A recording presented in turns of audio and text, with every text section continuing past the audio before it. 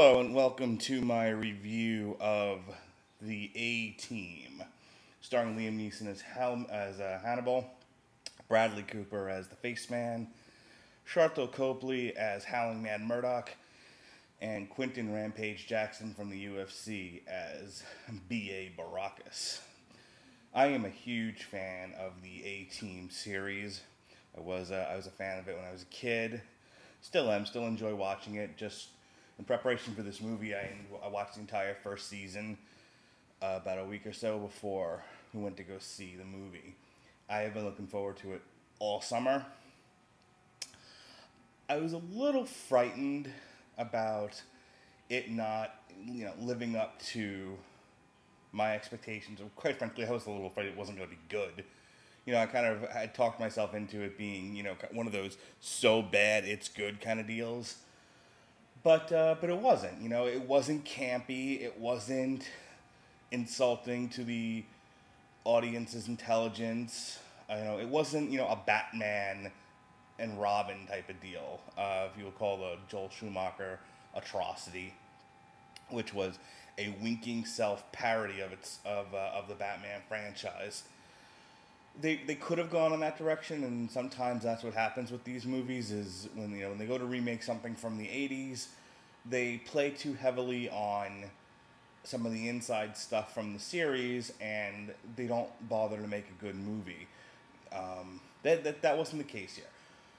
The A-Team movie is excellent as far as action movies go, but one of the things that made it great was it paid homage to the series without being insulting, like I said before.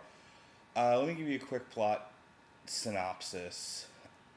This is essentially it's a prequel to the series in the sense of it introduces the A-Team characters to one another.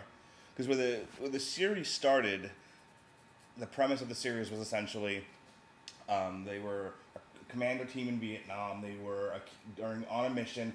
They were accused of a crime they did not commit. They were court-martialed, sent to prison, and when they escaped from prison, they went underground and became mercenaries, and that's where the series picks up.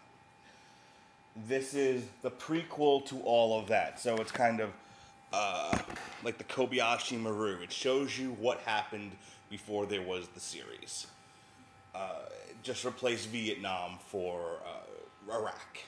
So they introduce all the characters to each other. They tell a bit of an origin story, and then they place the characters in Iraq, where they pick up a mission, and they execute the mission. However, they are blamed for an episode as part of the mission, an incident as part of the mission, for which they are not guilty. But they all go to prison. They all break out, and the plot of the movie has to deal with them going through all of these measures to clear their name. That's it. That's the plot of the movie. We talk about individual performances. Liam Neeson did a really good job as Hannibal Smith. So I was skeptical, to say the least. I don't know anything about Sharlto Copley. I never saw District 9. Bradley Cooper as Face, I didn't think he was going to have a problem playing a suave, smooth ladies' man. And I figured it's not that hard to play Mr. T's character, B.A. Baracus. Essentially, they were the same guy.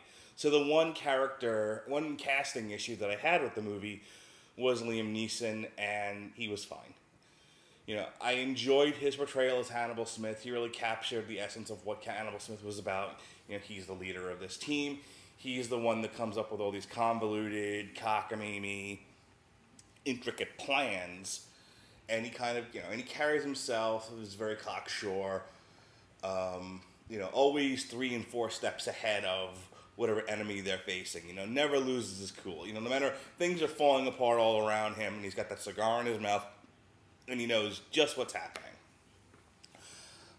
Liam Neeson did a really good job of that, and what I especially liked about it is, with the series, especially in the 80s, it was always, there wasn't much transition in the characters' lives, especially, when you have a series that's on for years.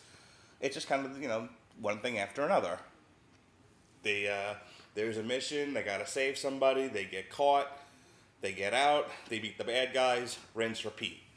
With a movie, if you don't have your protagonists going through some sort of character arc, you tend to be left with one-dimensional caricatures. Which is another thing I was a bit afraid of in this, is that it was very easy to paint the A-Team characters as one-dimensional. And they didn't do that. Hannibal has a character arc that I enjoyed. Face has an arc that I enjoyed. And the one that really stood out to me was the character arc that B.A. Baracus goes through. Quentin Rampage Jackson did a hell of a job bringing some depth to the character of B.A. Baracus, who was essentially the mechanic and tough guy of the team.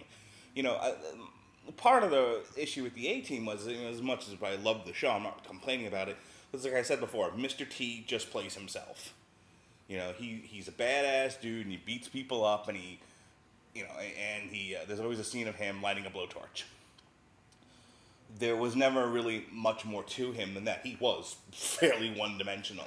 The one thing about his character that gave him any kind of dimension at all was they had established in the pilot, which if you've never seen an episode of the A-Team before, watch the pilot before you go see the movie. You'll see why when you see it. There's a lot of connections there. But the one thing they had established in the series, which they stayed true to in the movie, was B.A. was afraid of flying. And he was afraid of flying because he flew with Murdoch, and they don't tell you why in the first season. They just tell you that, you know, B.A. at one point says, Mr. T says, you know, if Murdoch's flying, then we're dying, and he won't get into plane with him, or he won't get into plane with anybody. They actually set all that up and deal with it really well in the movie. But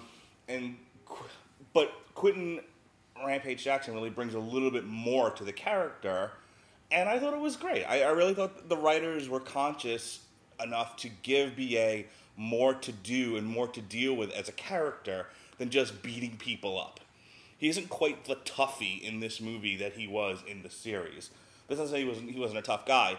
He just there's a struggle going on, and I thought it was one of the better parts of the movie.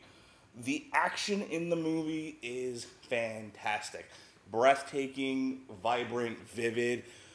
I don't want to give too much away because I know people haven't seen the movie just yet. But let me tell you, the action in the movie, there's two kinds of action movies. One where it's just gratuitous, you know, it's Michael Bay, when stuff's blowing up, and it doesn't really add to the story at all. It just looks cool on the screen.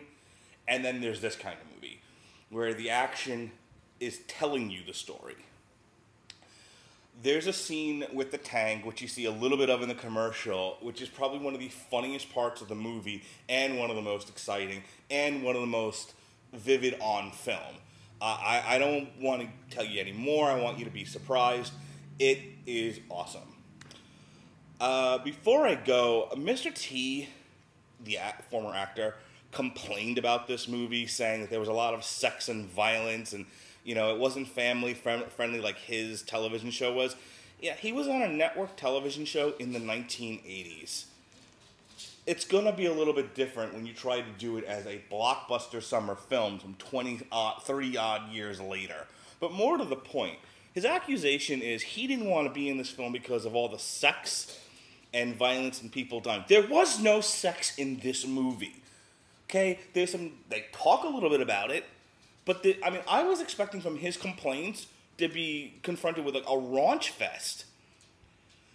People get shot, but there's no blood that I could tell.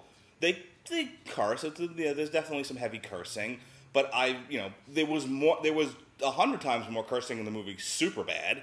This wasn't that bad at all. And there's no sex. I don't know why Mr. T is so crying. I guess it's ego. He didn't get to be in the movie. In any case, it really is the sleeper blockbuster best movie of the summer. Better than Iron Man. I can't say enough good things about this movie. Go see it. You will not be. You will love this movie. You will not be disappointed. And we'll see you on the next one. Thanks. Bye.